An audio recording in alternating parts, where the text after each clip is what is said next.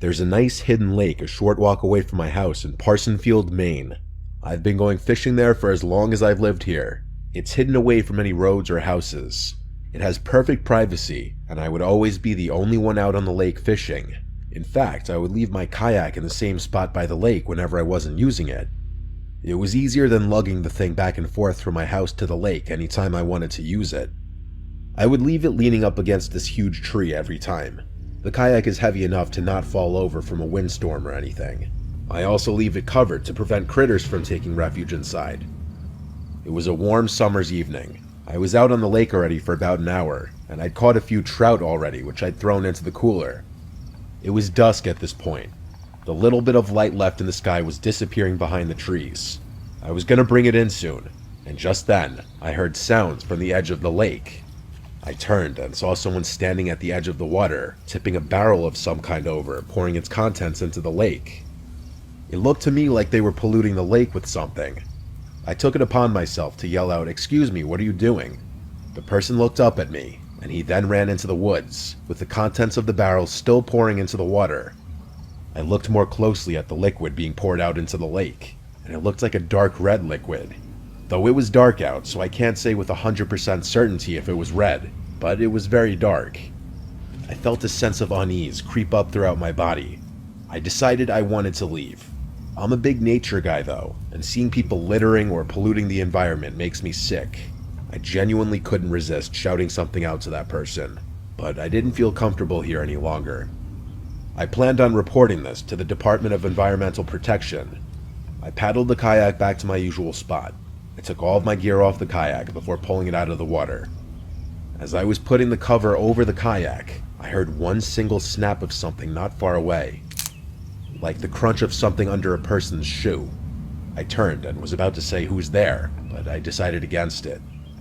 I finished covering the kayak quicker than I ever had before. I didn't even bother standing it up to lean on the tree this time. I left it on the ground.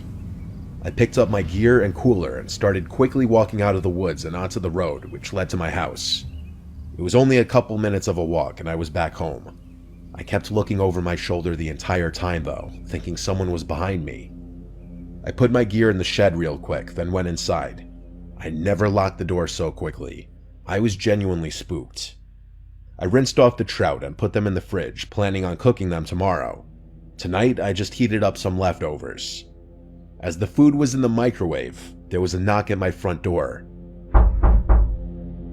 The fear and dread that I was feeling the entire walk back to the house returned in an instant, and my suspicion that I was being followed home was basically confirmed. I mean, who else would be knocking on my door this late?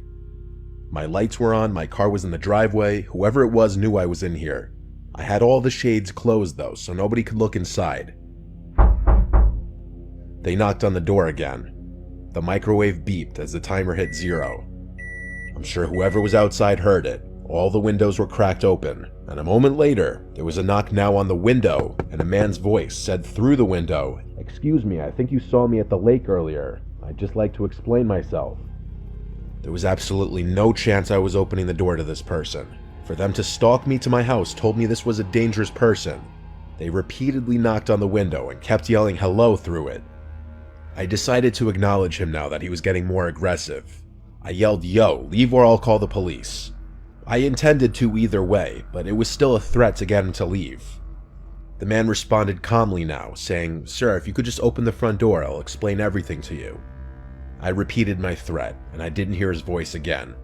At this point, I shut and locked every window in the house and turned on the AC. I also made a report to the non-emergency police number, detailing both the barrel being dumped into the lake and the man coming to my house. I also made an online report with the Department of Environmental Protection. Making these 2 reports honestly made me feel a little better about going to sleep that night. But thank God I'm a light sleeper. In the middle of the night, like 2 a.m., I heard a crash from downstairs. I immediately sprang out of my bed and grabbed my Glock from the closet. I heard someone's attempt at quiet footsteps coming up the creaky wooden steps. I had my Glock loaded in hand as I stood behind my dresser right by my closet, aiming at the door. I heard very slow creeping towards my door. My bedroom door is closest to the stairs, so it was naturally the first door that they would approach. And sure enough, I heard the doorknob slowly pressed down, and then the door pushed open. I saw nothing but the man's silhouette enter the room. I flicked on the lamp next to me so he could see my gun, and I screamed, "Get on the ground now." He raised his hands in the air and seemed for a second to be motioning for me to calm down. He had a small blade in his hand. I told him to drop it, but then he said calmly, "I'm leaving," and he turned and ran for downstairs. I yelled at him to stop, but he clearly took the chance on me being too afraid to pull the trigger. I heard him leave through the front door. I ran downstairs to lock the front door right away and then call 911. My living room window was shattered. Glass was all over the floor. I kept my sight on that broken window until the police officers showed up. I had to explain that I already made a non-emergency report of what happened earlier.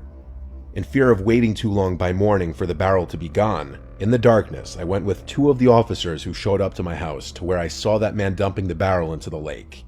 But after 20 minutes of walking around looking for it, it was gone. The man must have made sure not to leave it behind. I gave my best description of the man to the police for their report. The man was a short, bearded white man with a receding hairline and glasses, wearing a black flannel shirt and black pants. After the police left, I stayed in the living room all night with my gun next to me, watching TV. No way in hell was I going to sleep with a broken window and some nut job out there. At dawn, my brothers came over to help me fix the window. My brother Dale stayed at the house while my other brother and I went to Home Depot to get the window and parts. Dale stayed at the house with me for a few nights till things cooled down. My not-so-wild theory is that the barrel contained human remains, possibly dissolved in some kind of acid. Why else would that man follow me home and then break into my house to potentially murder me? Trust your gut if something feels wrong. I knew if I opened my door to that man, something terrible might have happened to me.